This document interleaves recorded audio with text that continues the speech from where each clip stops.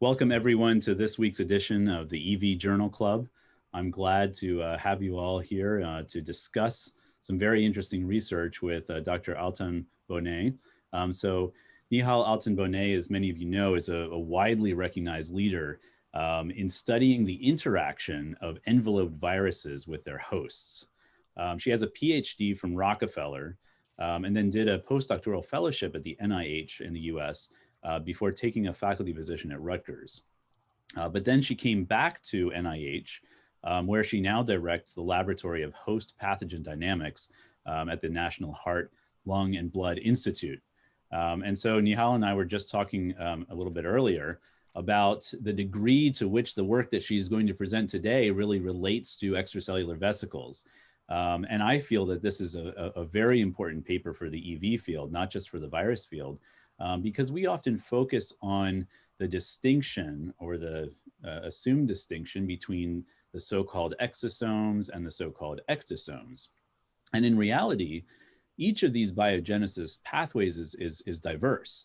And so I think we're going to be hearing some things today about some of the diversity of how enveloped viruses can be produced. And I think this is also very provocative for the EV scientists who are not working with viruses. So thank you all for coming today. Thank you, Nihal. I'm really happy to have you here. And I will turn the screen sharing over to you. Thank you. Thank you, Ken, for inviting me. And thank you, everybody, for taking the time to listen to this talk. So I hope everybody can see my screen. Yes? Good. Okay. All right. So I just want to start out first by acknowledging some people. So this work, the bulk of the work that I'm going to share with you today was done by the three of us, myself, my very talented postdoc Suresh Ghosh, who worked with me during this period since last March, and my husband, Gregoire Altan-Bonnet, who's also a PI at the National Cancer Institute. He's a systems immunologist who really brought an immunology insight into some of our cell biology findings with Suresh. And in addition to the three of us, some of this work was started by another very talented postdoc, Tegan Delibovi-Rageb, who's no longer in the lab. It was actually started by her about 5 years ago. We've had wonderful help from Gary Whitaker's group at Cornell University, in particular with the SARS-CoV-2 aspects of our study, as our BSL-3 facility here was not ready yet. So we relied on Gary and Marco in his lab to do some of the BSL-3 corona work for us. Stanley Perlman and Tony Furr have been longtime collaborators on this project. And we've had excellent EM assistance from Peter Takorian and Chris Bleck from Rutgers and Heart, Lung, and Blood, respectively. And also some of our reagents were generously provided by Victor Su at Harvard University.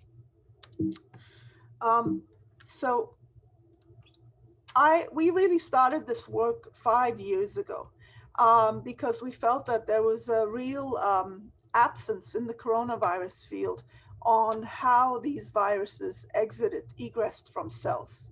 There was quite a bit known about viral entry, going back to the 80s and 90s, work from Stan Perlman, Ralph Barrick, Susan Weiss, showing that these viruses are using endocytic organelles, lysosomes, from which to enter the host cell.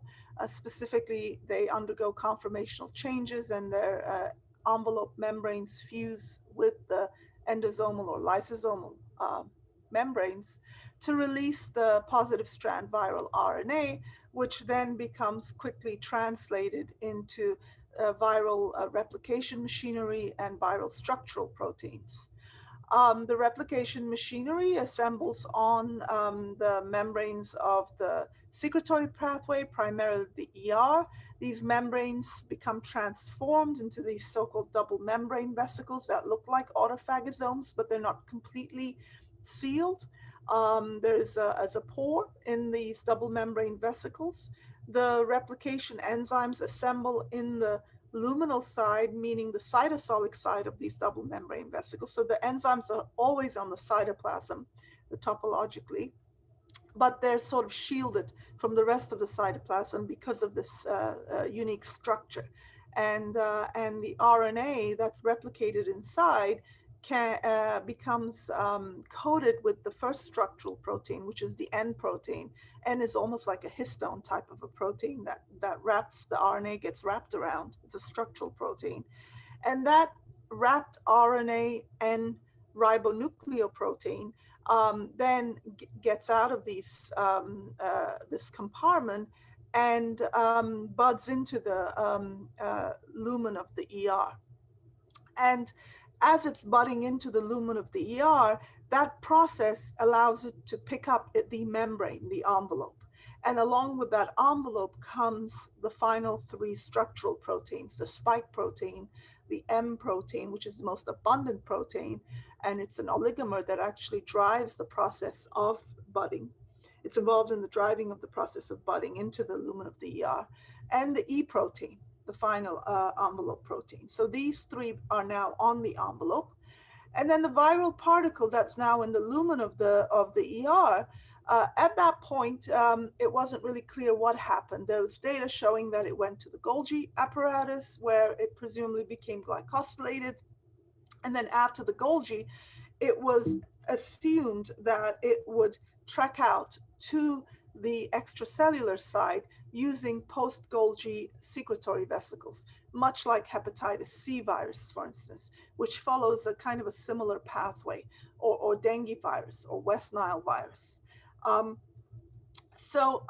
We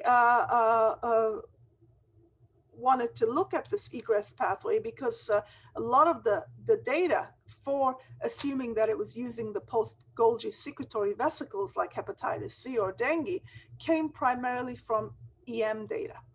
And we didn't feel that it was sufficient to conclude that based on the EM data. So about 5 years ago, we started this journey using MHV, the murine hepatitis virus, which is a prototype of the beta coronavirus family that includes SARS-1 and SARS-2 and MERS. And the advantage of this virus is that it is a virus that can be studied under BSL-2 conditions. And so it's been really a workhorse virus for the coronavirus field because it has allowed us to be able to do many, many different types of experiments that we just wouldn't be able to be doing in the restricted BSL-3 conditions. This virus also infects mice by aerosol route. Even though the name contains hepatic, it actually causes widespread pathogenesis in the mouse, much like SARS-CoV-2, respiratory lung damage, enteric damage, neurologic damage, you name it, it really is widespread, the infection. So so we used MHV to start looking at the egress process of the virus. And what we observed was that the virus, upon infecting cells, after sort of a delay period of about 6 hours or 7 hours where replication has started and taking place, starting at 8 hours, the virus starts egressing from the cells. Sorry, I have a very jumpy keyboard here, mouse here. So it starts egressing from the cells, and by about 14 hours, the egress has slowed down and plateaued. We wanted to know, is this egress taking place in a controlled manner, in the sense that it's releasing from the cells, or are the cells just lysing? And in order to look at this, we just looked at the permeability of the plasma membrane during this process using a membrane, normally membrane impermeable dye. And that's what's plotted in the orange bars. And that's what you see as plasma membrane intactness. And what you'll appreciate is that the plasma membrane really doesn't change much in permeability, all the while the virus is going out. So we knew that the viruses, you must be using a controlled process to get out of the cells, not just sort of lysing and spewing out. And this is in fact true for CoV-2 as well. So both work we've done since and others have found that SARS-CoV-2 per se doesn't lyse the cell in order to get out. Lysis can happen, but the reasons for that lysis later on, it's not clear whether it's really due to cell stress or whether due to involvement of the immune system in vivo. So we knew this virus was getting out, and we wanted to know, is it getting out using the secretory pathway, as that's what the old paradigm had indicated. And in order to look at the trafficking of the secretory pathway, we used a reporter that trafficked through the secretory pathway. So this reporter was Gaussian luciferase with a signal peptide sequence on it. This plasmid was transfected into cells. It got made and inserted into the lumen of the ER, went to the Golgi TGN, and then from the Golgi TGN, it would go out to the cell surface using post-Golgi secretory vesicles. So that was established by many other people. So we decided to use this as a reporter of the functioning of the secretory pathway in the infected cells. And then once the Gaussian gets out into the extracellular medium, you can measure by luminescence. You can do luminescence and measure how much of it has gone out. And so it can tell you, quantify the rate of transport through the secretory pathway very nicely. So what we did is we took cells, we transfected them with this Gaussian luciferase plasmid, and then we either kept them as is or infected them with MHV, and then looked at both the rate of release of the Gaussian reporter, which uses the secretory pathway, as well as virus release. And we confirmed that the cells that were transfected with the virus, with the plasmid, were also infected with MHV, although I'm not showing you that data. And what we observed is that the rate of the secretory pathway is not really changing much through the process of egress. So we know that this pathway is functional and it's operating at a level that's similar to uninfected cells, at least during this window of time when the virus is releasing. So this fit in with the previous dogma that the secretory pathway could certainly be used by these viruses to get out, as it is operational in the infected cells. But we wanted to be sure, is the secretory pathway actually being used?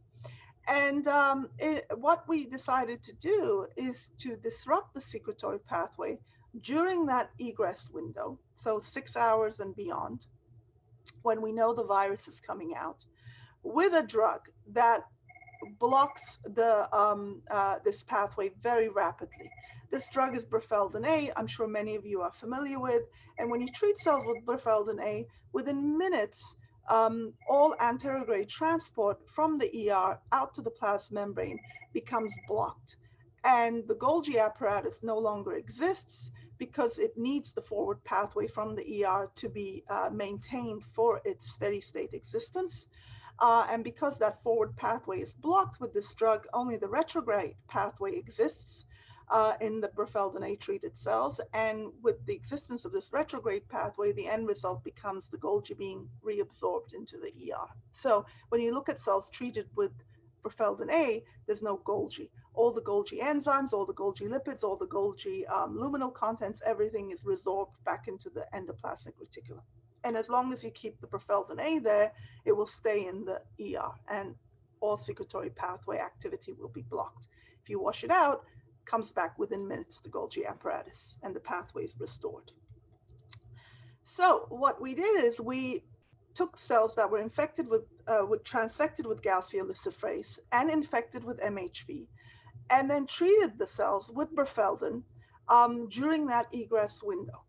And in the orange bars is the Gaussian luciferase amounts extracellularly. And what these numbers are here, 4, 6, and 8, is just for treatment with Prophetin A 4 hours prior to the end point of egress time. So if the end point of egress time is 14 hours post-infection, Prophetin A treatment is started at 10 hours post-infection. 6 hours means it started at 8 hours post-infection, and 8 hours means it started at 6 hours post-infection. So when we do the Prophetin A treatment, without the Prophetin A treatment, let's look here, you see, Gaussian being released from the cells. But as soon as you do the Prophetin A treatment for any amount of time, 4, 6, or 8 hours, the Gaussian release is completely gone, which is just goes to show that the secretory pathway is being effectively blocked by Prophetin A in these cells. But now when we look at, oh, so sorry about this. When we look at the release of the virus, pre-Prophetin A, post-Prophetin A, there's really no significant difference in the amount of virus released. So we know that when we treat cells with Prophetin A, from 6 hours onwards, when we know the virus is beginning to be released and releasing, there's no effect on virus release, even though the secretory pathway is gone, as we can tell from the loss of Gaussian release. So this was really a shock to us because it went against the dogma of what people had assumed, which is that the coronaviruses are using the secretory pathway to get out.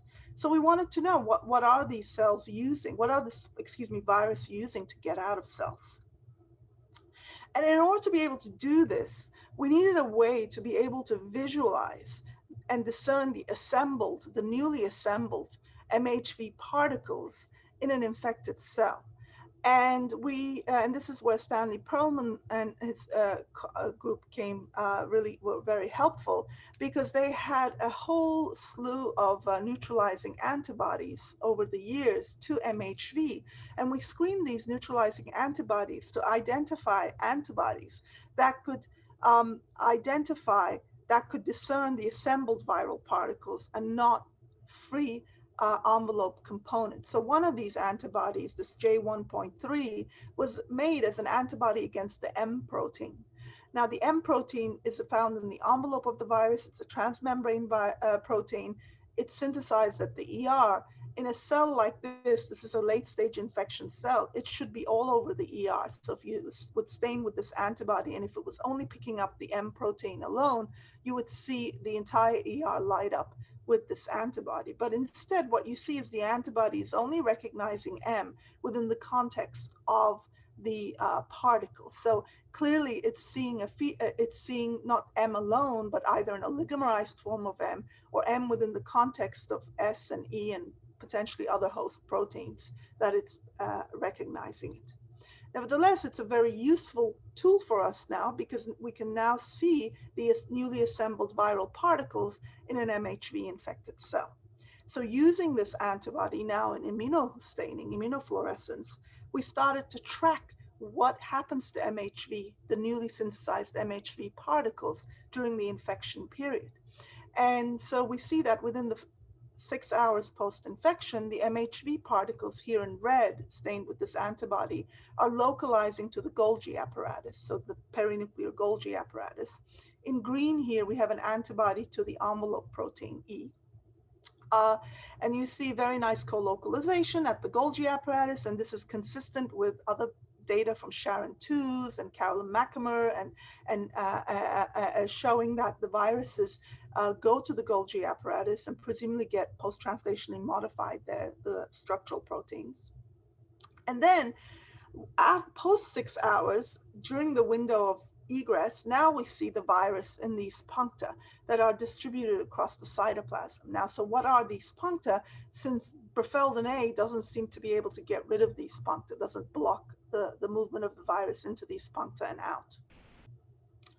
Long story short, what we've discovered is that the virus moves post-Golgi into a lysosomal compartment, a late endosome lysosomal compartment that contains lysosomal membrane proteins such as LAMP1, contains luminal lysosomal enzymes such as cathepsin D.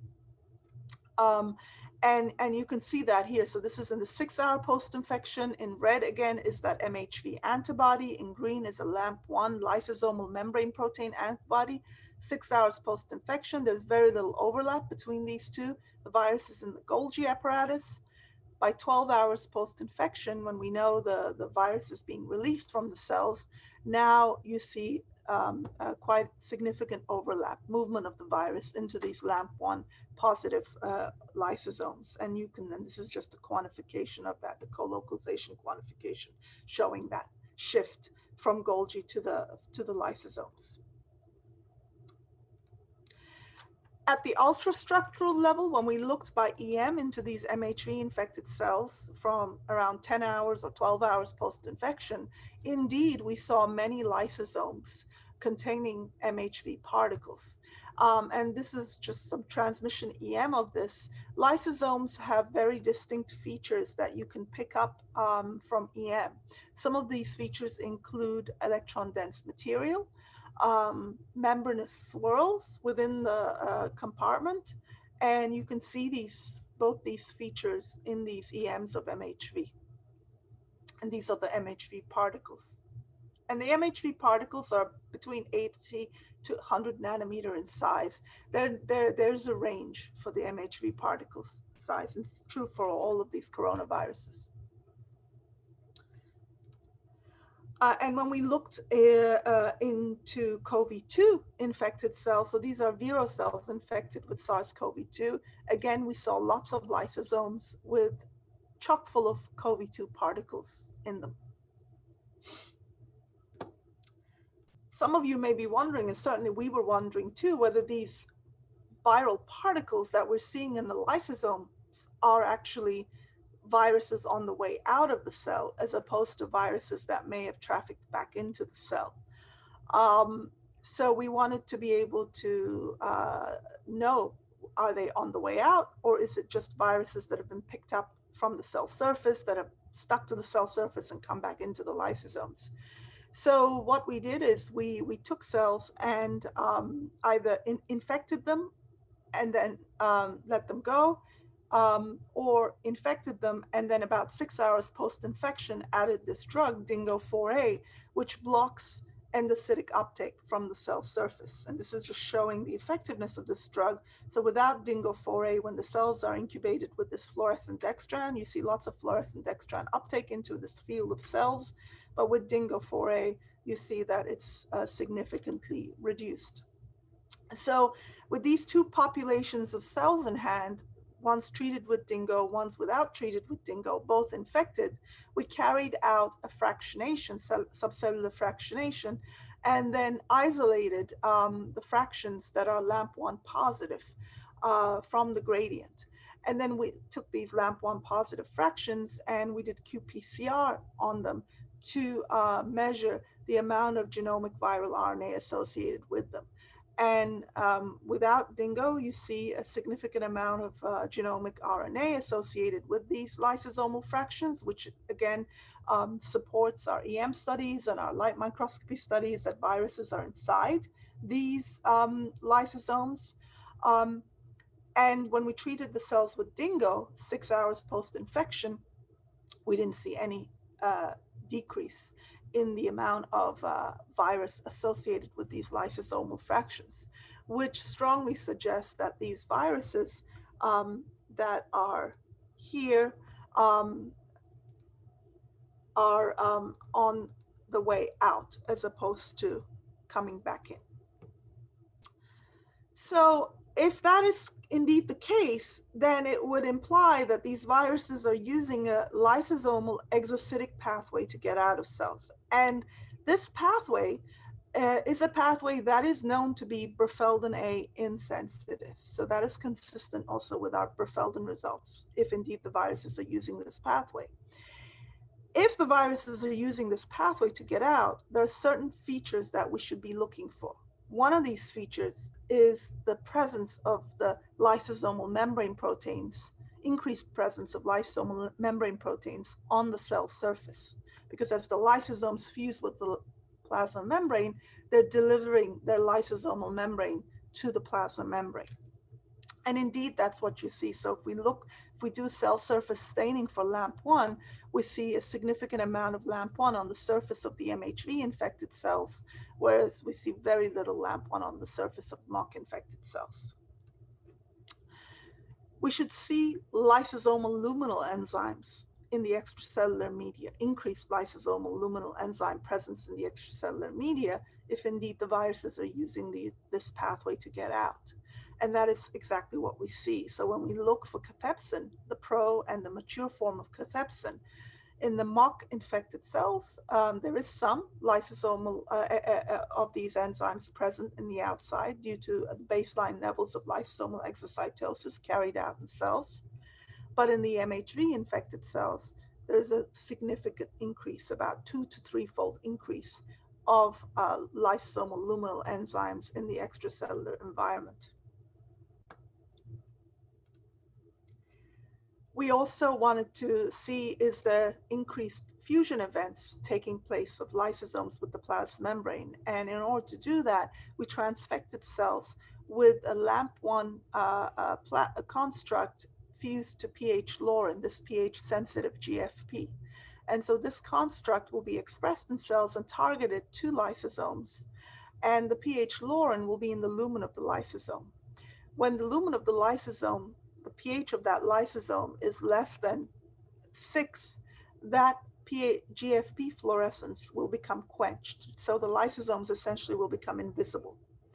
But when the lysosomes fuse with the plasma membrane, now the lumen of the lysosome will be exposed to the extracellular pH, which is neutral pH. And now that pH laurin will be able to fluoresce when you excite it. And you'll see point sources of fluorescence. So, and the way to see that fluorescence appearing at the cell surface is by using turf imaging.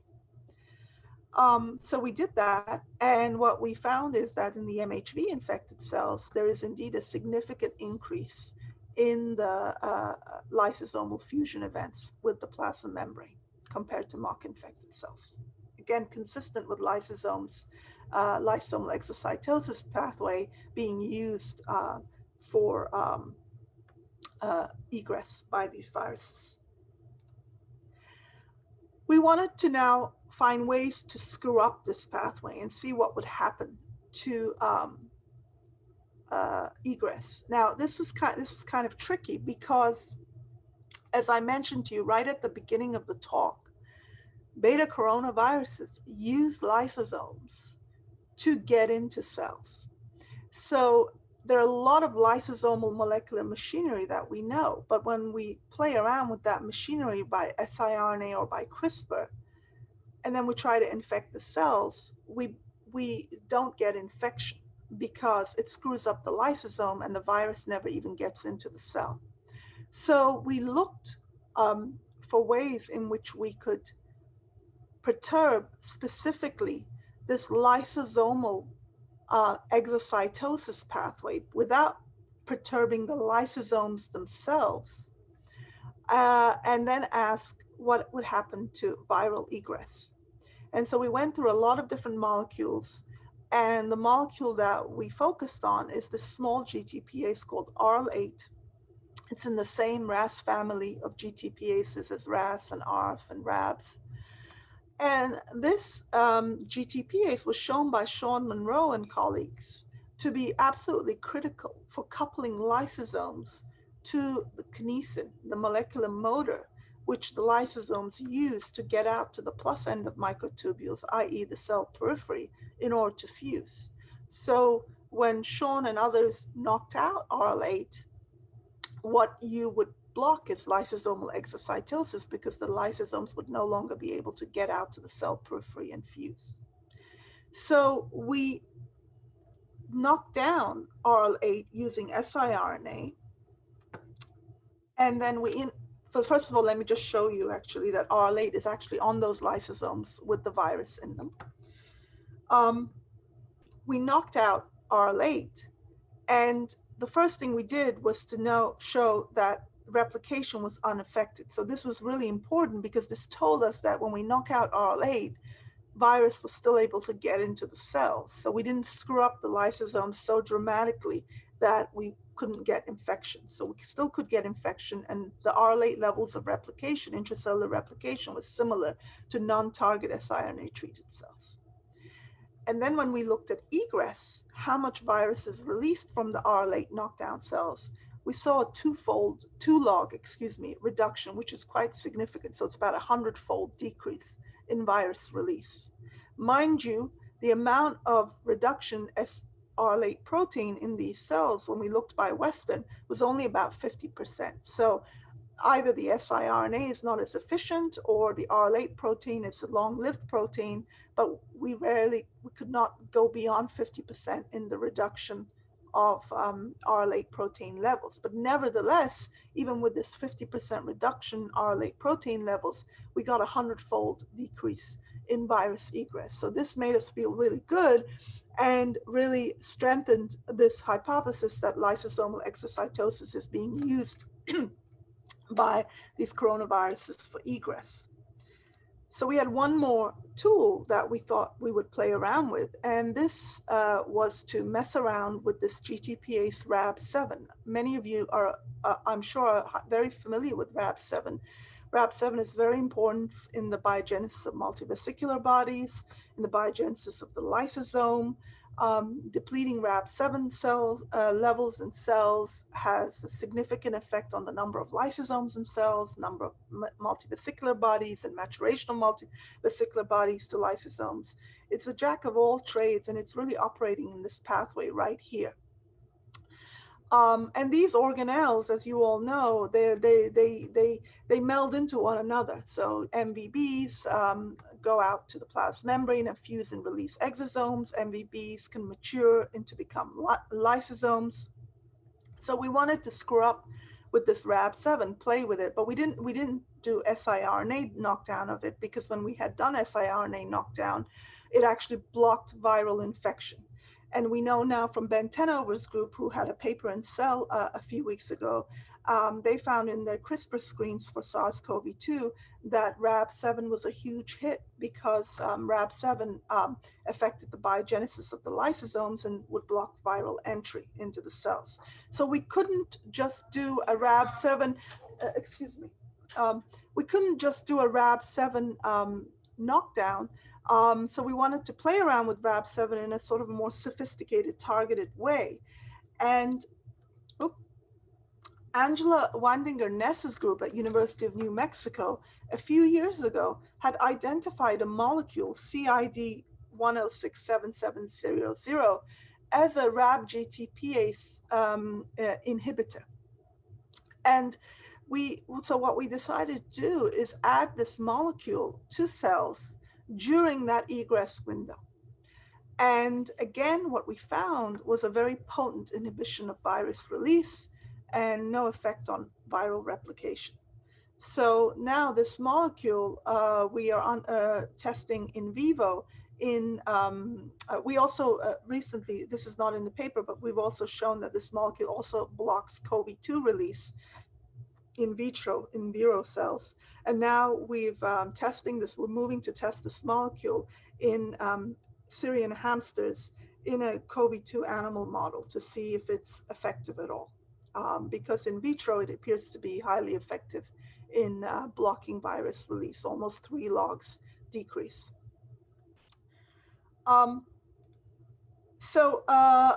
Before I go into the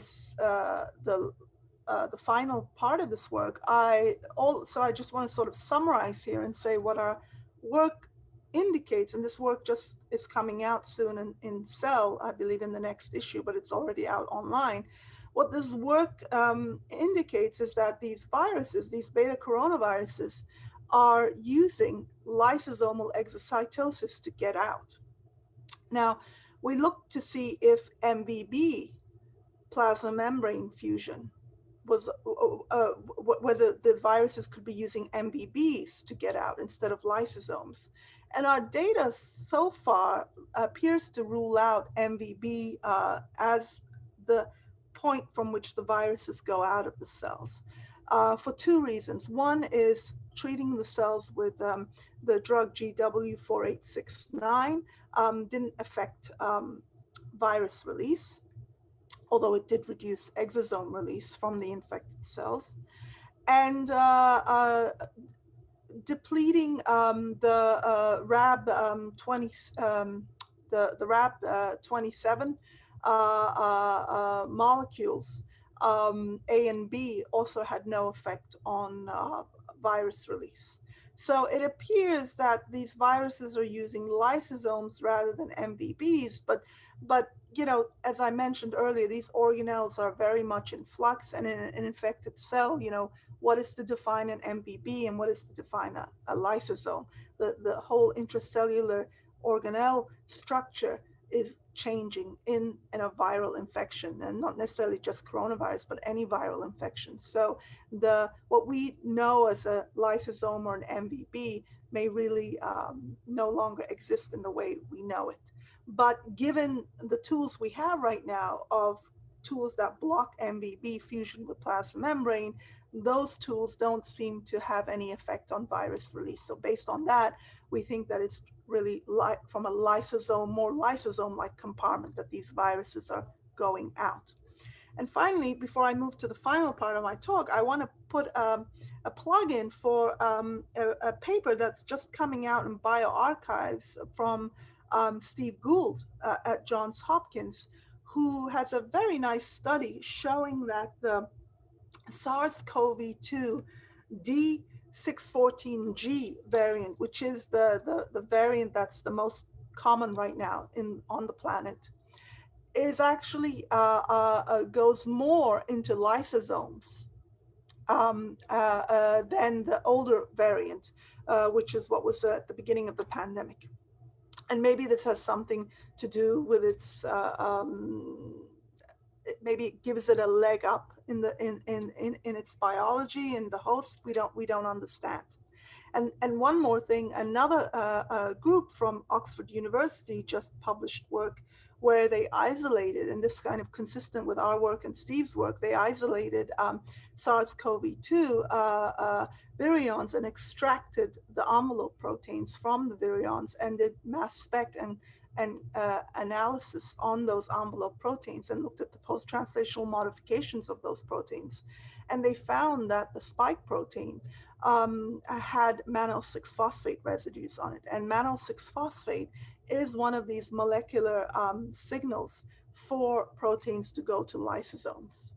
So this is sort of all consistent with these lysosome-like organelles being used for egress of the virus, of the coronaviruses, both MHV and CoV-2. Okay, so the final part of, I'm really going over time, but I'll be quick. So probably a lot of you are wondering, if it is using lysosomes, how come the viruses are not getting degraded in lysosomes? So the lysosomes have a very acidic pH, and they contain lots of enzymes that are optimized to work in that highly acidic pH to degrade proteins and lipids and sugars and whatnot. So we asked, what happens to the intraluminal lysosomal pH in coronavirus infected cells?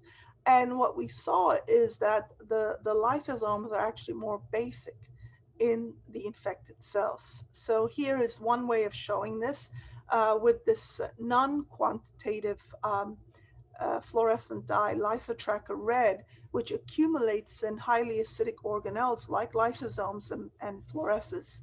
And what you see in either in the MHV infected cells, these are primary cells, mouse macrophages here, or this is a cell culture line, HeLa cell that expresses the MHV receptor, so it can be infected by MHV. Or in viral cells that have been infected with CoV-2, there's a significant decrease in both the number of the lysotracker red positive lysosomal organelles and also in the fluorescence per organelle. Now we know the number of lysosomes don't go down based on independent LAMP1 staining. So the reason why you see less lysotracker red, for instance, in this infected viro cell, is that the lysosomes are not acidic enough for the lysotracker red to be fluorescent. We wanted to know how much less acidic are the lysosomes in the infected cells. And so we took the MHV infected cells and now used a quantifiable pH dye, lysosensor green, to measure the lysosomal luminal pH. And what we found is that in the mock infected cells, the range of lysosome pH is from 4.6 to 5.6.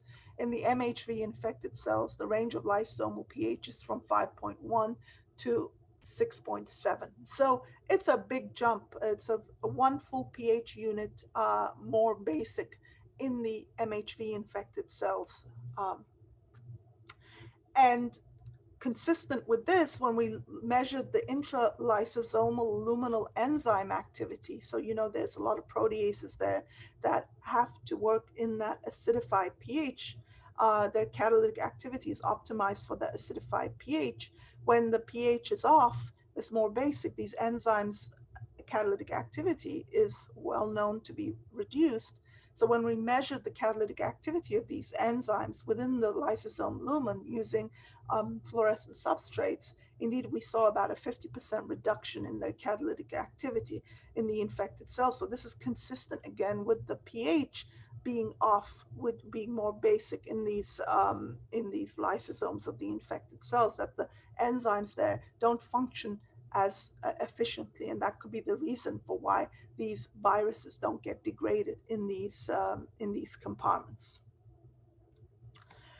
So finally, I want to end on what are the consequences of disrupting lysosomal acidification. And this is where my husband Gregoire's immunology background was really critical for taking this work out of just the realm of cell biology, basic cell biology, into immunology, and potentially something more relevant for what we're seeing in the clinic in the terms of the immune responses of people who've been struck with COVID.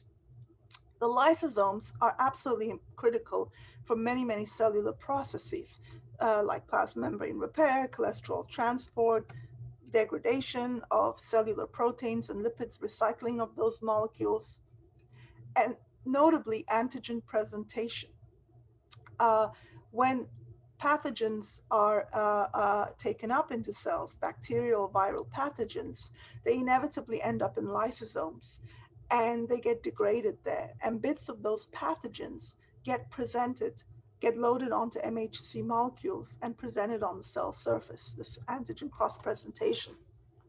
And so we wanted to look, given the lysosome pH is changed, it's more basic, given the enzymes that are not as functional, the prediction we would have is that this kind of antigen presentation would be messed up in the cells infected with coronaviruses. So we took primary bone marrow-derived macrophages in order to test this hypothesis. We took primary mouse bone marrow-derived macrophages, and we did two types of experiments. We took an antigen, this ovalbumin peptide, which is about a 7 amino acid peptide, and we added it to the cells, to the bone marrow-derived macrophages. And when you add it onto the cells, it gets directly loaded onto empty MHC molecules that are present on the cell surface. So this is called the direct loading method. The second thing we did is with a separate, let me just finish that. So if you directly load it with the peptide, it gets loaded onto MHCs, and you know that it's loaded onto MHCs because now you can put into the same dish these T cells that have receptors on them that recognize specifically the MHC loaded with the ovapeptide, and then they get activated, and that activation you can measure. So that's the first experiment. The second experiment is to now give the cells the protein, the whole ovalbumin protein, which is quite big. This is not going to get loaded onto MHCs directly, it's just too big. What happens in this case is that macrophages take up this ovalbumin protein through endocytosis. It goes to their lysosomes, and in their lysosomes, it gets chopped up into those peptides.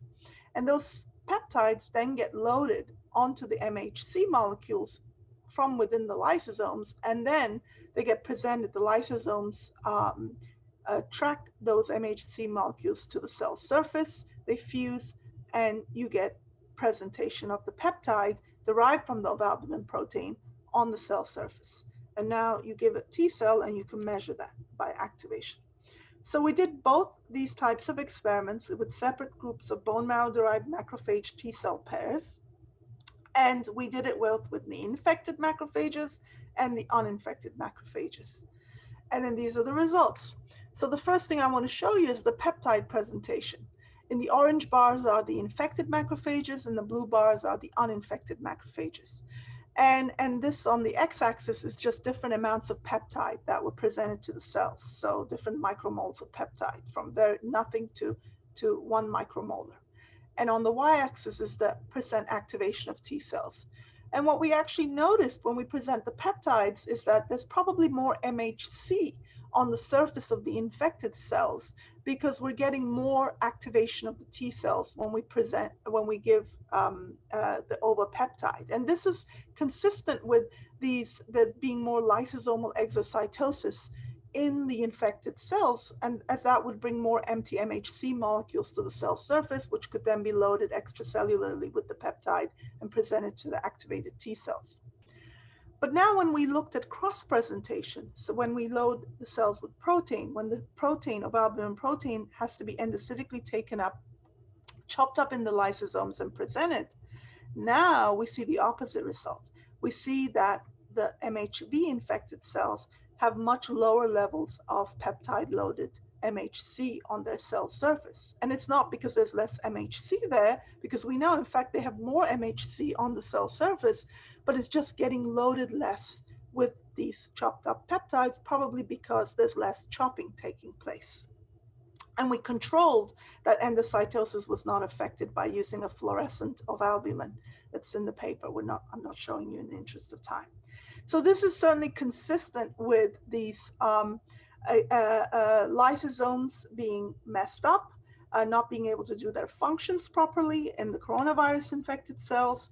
And some of these functions could have very critical consequences for activation of our immune system, because the whole antigen presentation pathway is really at the crux of the whole activation of the immune system. And if that is not properly controlled, it's not functioning properly in these cells where the lysosomes are being used for coronavirus egress, then it could really have ramifications downstream onto how the whole B cells, T cells, how the whole immune system network behaves. And that's something we're actively looking at right now in the lab. So I just want to end on that and take questions. Sorry, I went over time. Well, thank you so much, Nihal. That was an amazing amount of work that you presented here. And I know that your lab has been working on this for quite some time. So thanks for sharing your knowledge and experiences here. Sure. Thank you for listening. I feel like I've learned a lot from your presentation, and I know that we have some questions that are coming in the chat box. So if people who have questions, please just put a placeholder in the chat box so that I can ask you to unmute yourself. But we have one. Our first question here is from Mei He. Could you please unmute yourself and ask your questions? All right. So I think it's a very interesting talk, really fascinating work. I really like your work you have done. So the first question, actually, I have a lot of questions. I think the first one is really you identify this lysosome active pathway. It's going to influence the EV secretion as well. So probably you know the actual celovascular exosomes, they actually go through multivascular body, and the lysosome is big influencer there. So how do you see those actually infected cell with the virus goes through the lysosome, not going to influence the EV secretion? So we did a little bit of work on this. So when we were looking at, when we were trying those drugs and inhibitors to block the MBB fusion of with the plasma membrane, we ended up inevitably looking at release of exosomes, just the change in the rate of release of exosomes between infected and uninfected. And what we noticed actually that in the infected cells, there was less exosome release than uninfected cells. So it's possible that MBB plasma membrane pathway is sort of being shunted instead to MBB lysosome pathway. Maybe the MVBs, rather than moving to the plasma membrane, they're moving out to mature to become lysosomes or fusing with lysosomes, and thus delivering viral cargo to this lysosomal pathway. Now, why they would do that instead of just fusing directly with the plasma membrane from there, I don't know.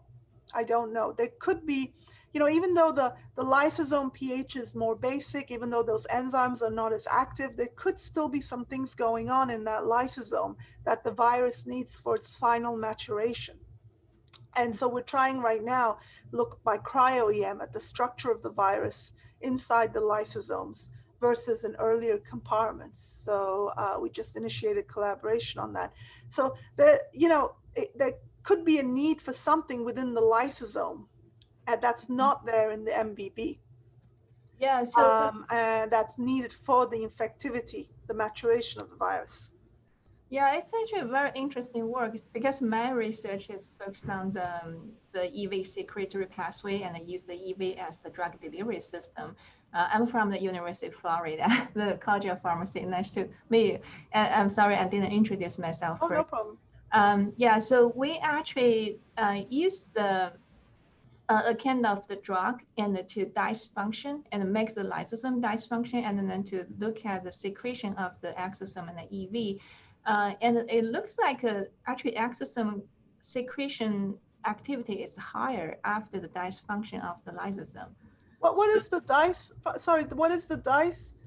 So, I'm not familiar with that. Yeah, we cannot use the inhibitor just to inhibit the lysosome function.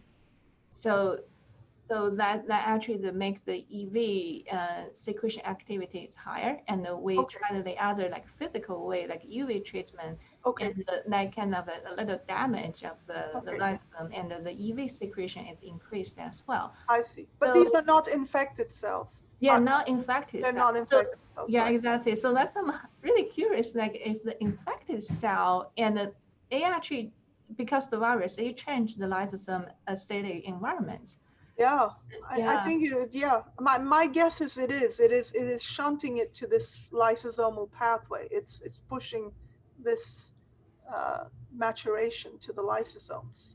Yeah, and they come out the second question actually from this new knowledge I just learned from you. I'm very fascinated about your observation. So because the EV therapy now is popular, and the people using the regenerative cell secrete EV and to treat the lung damage. So they actually, if it's a COVID patient, they're infected, and the EV therapy will be influenced by this virus. Absolutely, yeah. I mean, it could actually not work because the virus is there. It could be decreasing the EV secretion.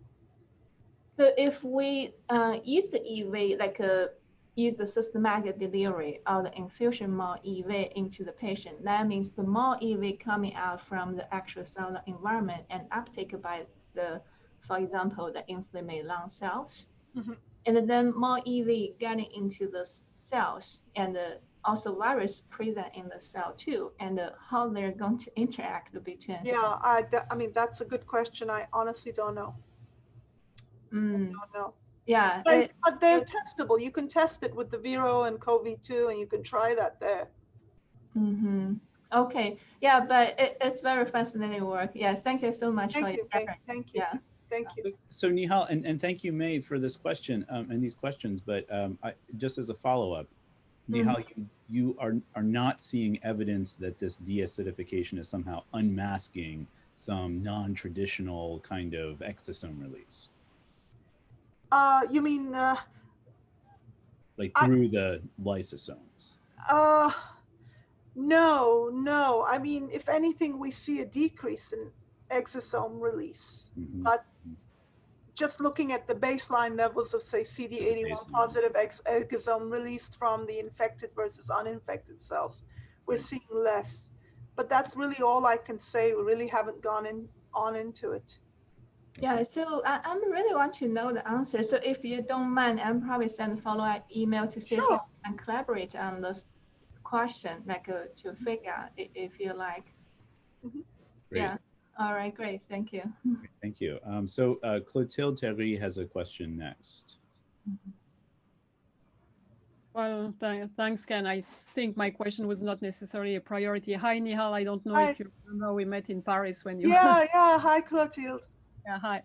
So, well, actually, I had a question about the macrophage and MHC class 1 cross presentation. I was actually surprised. I was gonna expect the opposite effect, because macrophages are known to have very acidic and degradative lysosomal compartments that prevents them from cross-presenting. So I was expecting the opposite results, that the coronavirus, by decreasing this acidity and degradative activity, should increase the cross-presentation of ovalbumin. But you see the opposite. So I'm a bit puzzled. And the other question is, well, I don't think macrophages express ACE2, so they should not be infected by the coronavirus, right? So your first question is, we actually see a deacidification of the lysosomes, and it's not correct that macrophages don't do any class 1 presentation. So there's actually data from a number of groups, and I can send you the papers that they actually do, and presentation. And in addition to that, one of the other things we did is we looked at self-antigen presentation, not with macrophages per se, but just with epithelial cells, where you have an HLA-F molecule. So HLA-F molecule gets loaded with self-peptides from within lysosomes and gets presented on the cell surface. I didn't present it today, but it's in the paper. So this is of self-antigens being degraded within the lysosomes, loaded onto HLA-F, presented on the cell surface.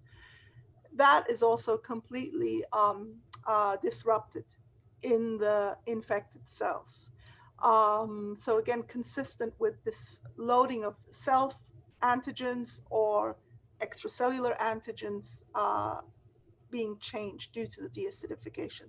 Regarding your second question about the macrophages, right now we're doing experiments in the BSL-3 with human T cells and human macrophages, infecting them with corona, and we are getting infection.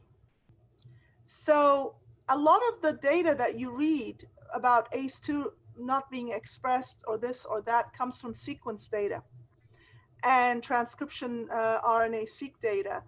And it's not necessarily correct all the time, that we really need to look at the cell, whether it's being expressed, what's being expressed. And I mean, there are different splicing isoforms of ACE2, that are confusing people. And, but in terms of what we see, which is the data, we're getting infection.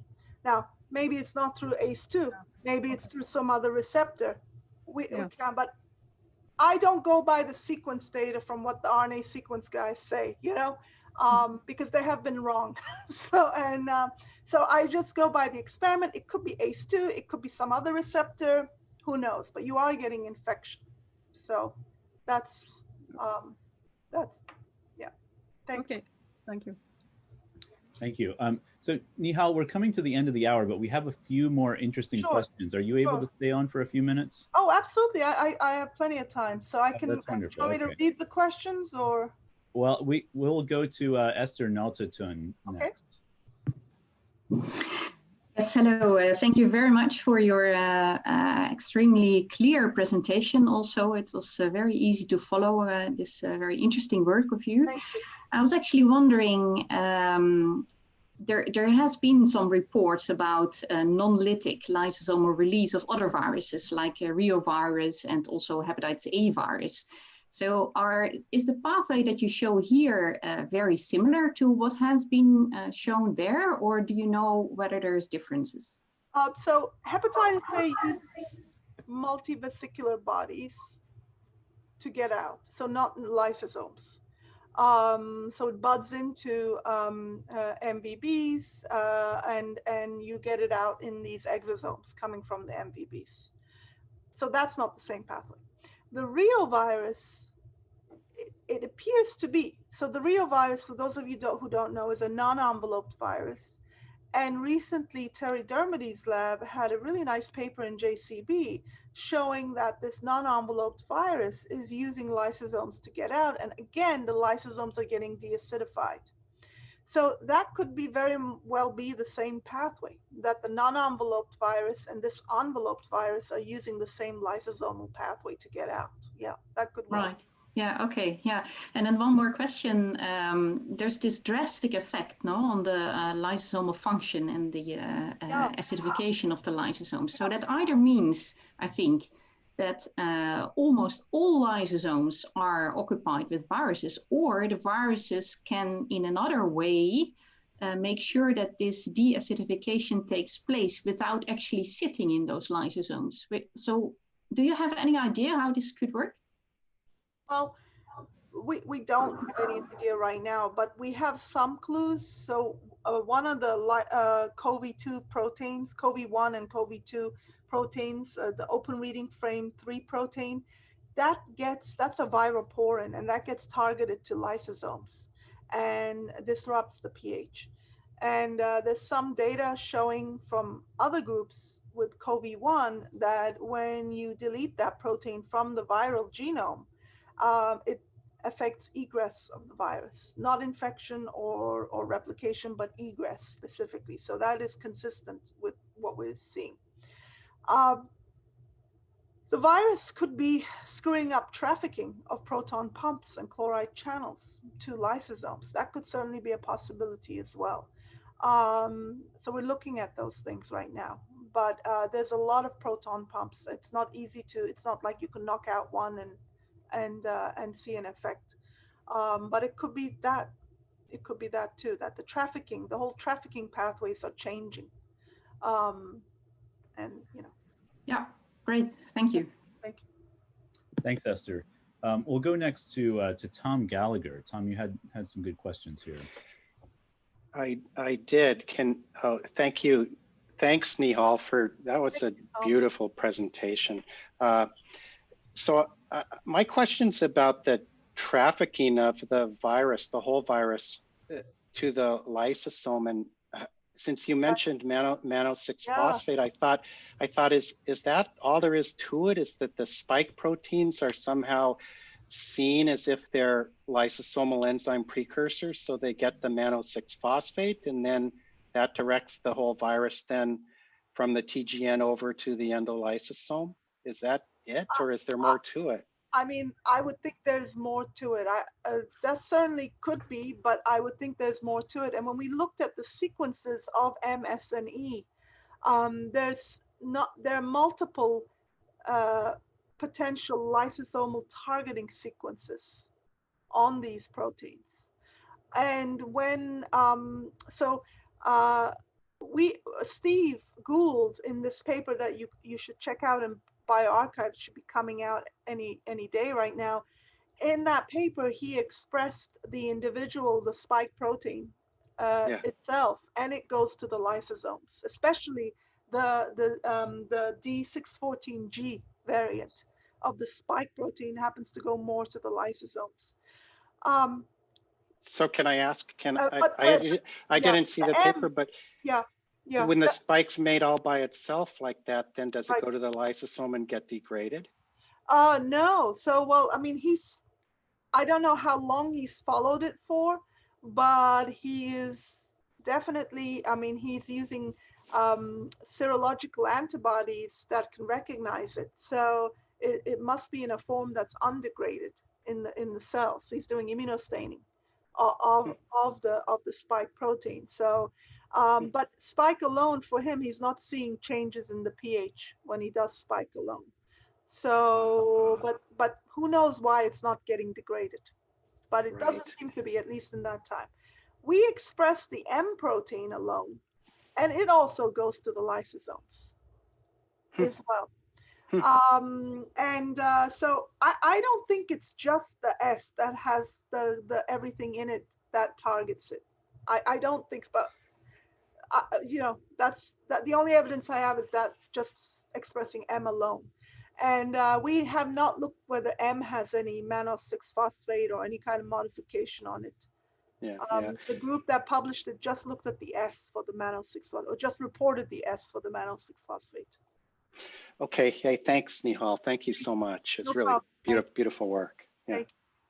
Yeah, thank you. And there was a question from Vera. Vera Tang was not able to stay on the line, but she asked if you've done any flow cytometry looking at any markers of lysosomal egress or of entry.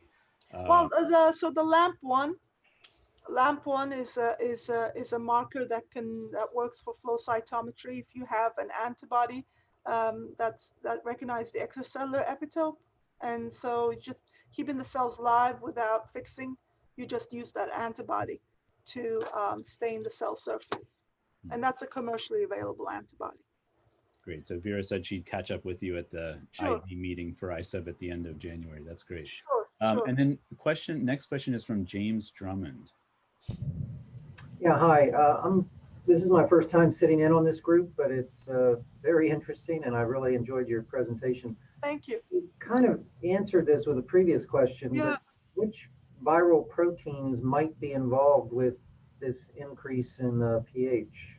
So, so this is an interesting question because CoV2 and CoV1 and MERS have this open reading frame 3 protein.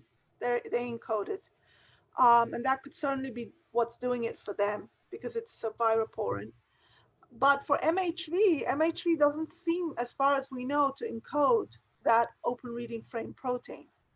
But Callum McNamara at Johns Hopkins had done some studies with, I believe, the E protein of these viruses. And she'd shown that the E protein, when expressed by itself, is sufficient to behave almost like a viroporin and increase the pH.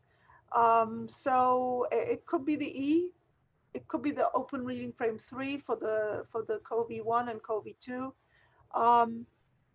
Yeah, so from the virus side, it could be those. And it could be in combination with changing ATPase trafficking.